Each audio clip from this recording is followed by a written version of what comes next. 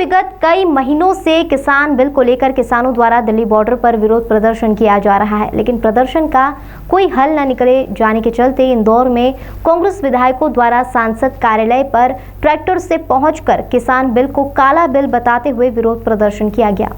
देश में किसान बिल को लेकर दिल्ली बॉर्डर पर किसानों का आंदोलन खत्म होने का नाम नहीं ले रहा है, लेकिन इस बिल को लेकर मध्य प्रदेश में फिर एक बार राजनीति गर्माती हुई नजर आ रही है।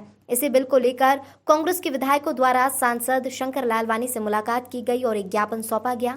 इसमें मांग की गई कि जो किसानों की वाजिब मांगे हैं उन्हें मानी जाए। प्राइवेट सेक्टर का मंडी के ऊपर एक अधिकार नहीं होना चाहिए, इससे किसानों को काफी नुकसान होगा। एमएसपी समर्थन मूल्य कानून में लिखा होना चाहिए, जो किसानों का हक है उन्हें मिलना ही चाहिए। इन्हीं सब मुद्दों पर कांग्रेस द्वारा सांसद शंकर लालवानी से चर्चा की गई।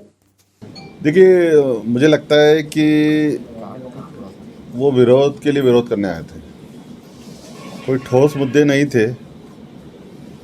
और जिस कानून को लोकसभा और राज्यसभा ने पास किया है प्रजातांत्रिक तरीके से, उस कानून के खिलाफ वो बोलने आए थे। और जो किसानों की बात करते हैं, वर्षों तक उनकी सरकार रही, सबसे ज़्यादा राज उन्होंने ही किया है, कर रही है। और उसी के ध्यान में रखते हुए पिछले वर्ष ये 3 कानून जो किसानों के हित में है, और ये तो जो आयोग उन्होंने गठित किया था उनके समय, उनकी रिपोर्ट के आधार पे ये किसान के हित में जो कानून हुए हैं। अब किसान पहले ये कंपलसरी था कि अपनी उपज को वो मंडी में बेचता था, लेकिन अब उसको सभी ऑप्शन खुले हैं।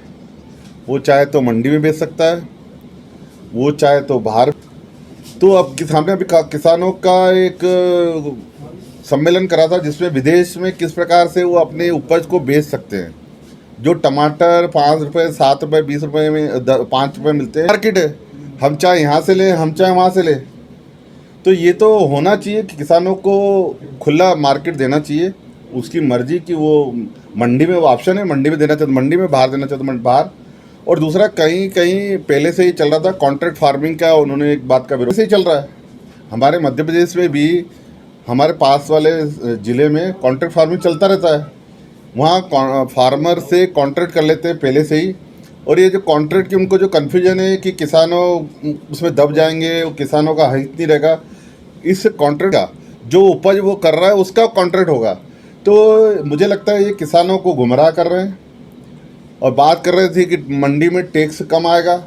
अरे भैया, मंडी में टैक्स तो शिवराज सिंह चौहान जी ने कम किया ना, 50 पैसे, 2 रुपये था तो। और ये जो आंदोलन की बात है, इसके पीछे कौन लोग हैं?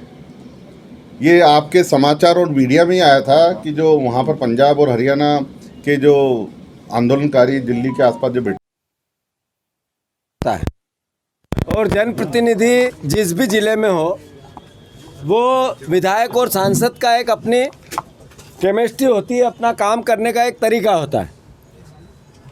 पिछले 7 महीने से किसान दिल्ली की बॉर्डर पर काले कानून के खिलाफ बैठे हैं।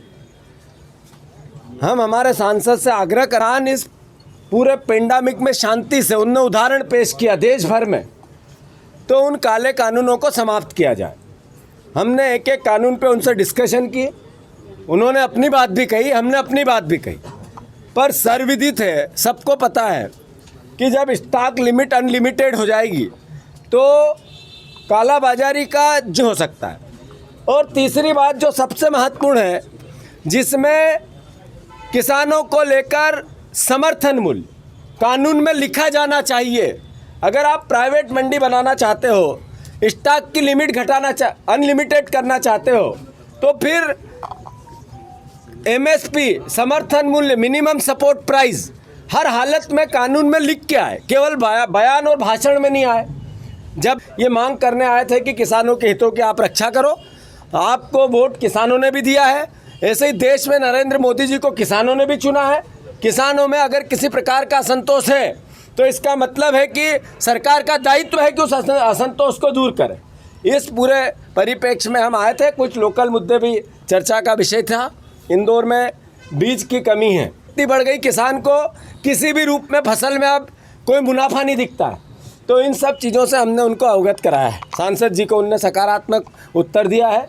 ये हमारे इंदौर की तासीर है, ये हमारे इंदौर में ही अच्छाई है कि दो दलों के अलग अलग जनप्रतिनिधि भी ऐसे प्यार से, मोहब्बत से एक दूसरे को अपने विचार व्यक्त करके